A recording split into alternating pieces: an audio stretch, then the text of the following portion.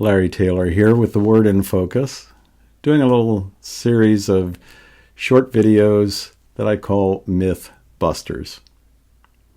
Saw a sign outside of a church the other day that boldly proclaimed God is pro-life.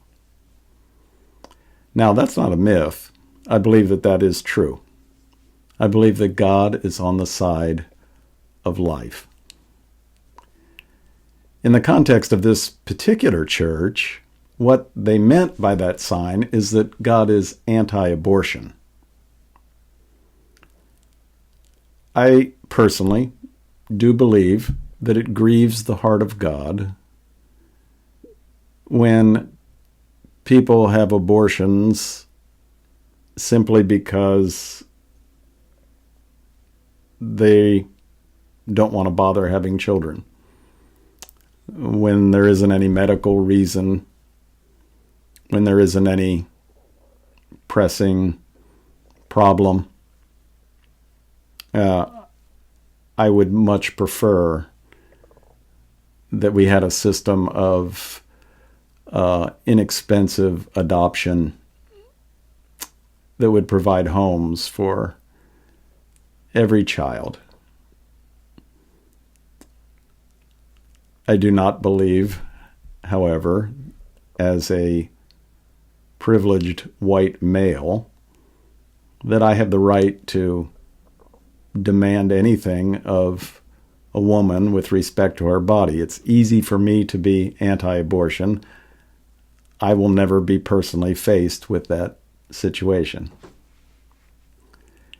But the myth slides in here when we say God is pro-life, and by that we mean against abortion, and that's all.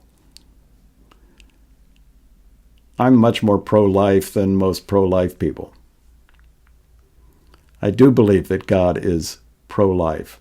That's why I'm opposed to capital punishment. I don't think we should ever execute anyone for any reason. I think every human being has the possibility of redemption. I realize there are some human beings that are so deranged and dangerous that they must be kept away from society. I get that. But capital punishment is not a deterrent. Revenge is not the way of the kingdom. I'm so pro-life that I am opposed to war. Not just unjust wars like the Vietnam War, but every war. God told us to love our enemies, not to kill them. I'm so pro-life that I am opposed to the idea that seems to be deeply embedded in America that every citizen should have access to every kind of firearm that he or she wants to have access to, without any regulation, without any training, without anything. And I can stockpile weapons. We've seen tragic results. Teenager with an assault rifle going to a protest to protect businesses, shooting people. Since when do we have vigilantes that protect businesses? Since when can any yahoo show up with a gun and enforce his or her own interpretation of a law? I am so pro-life that I am anti-poverty, because poverty kills people.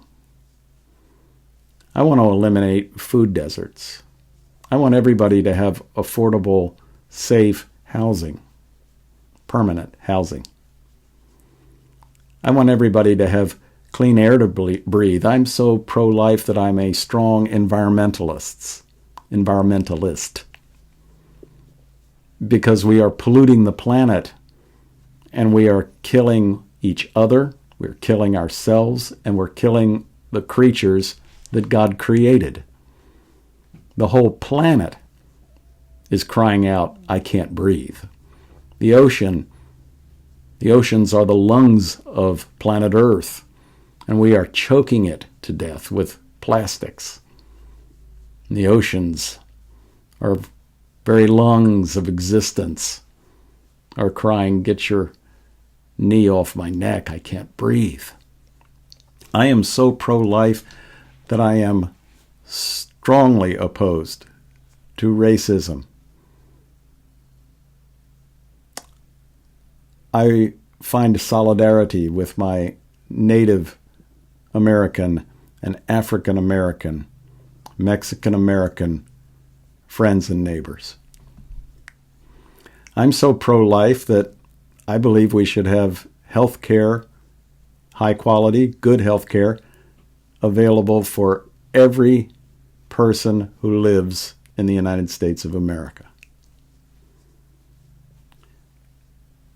So when I pass by this particular church with its bold sign that says God is pro-life, and it happens to be in an area that I go by fairly regularly, I find myself saying, yes, amen. And by that I mean all of these things, not just one of those things. Thanks for joining me.